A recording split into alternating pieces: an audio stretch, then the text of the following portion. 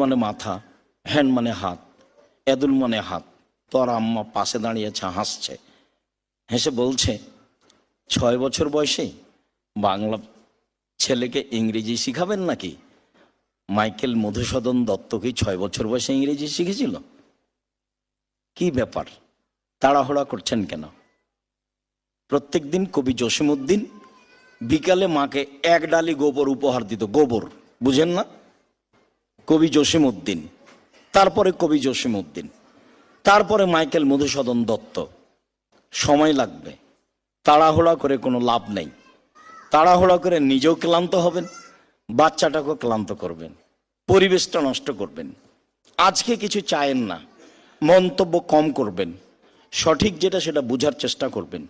হ্যাঁ, আমরা খুব ভালো বুঝি, রাসূল সাল্লাল্লাহু আলাইহি ওয়াসাল্লাম বলেছেন মহিলা মানুষ হলে স্বাভাবিক পরিবেশ বুঝতে পারে না, কিছু না কিছু বলেই।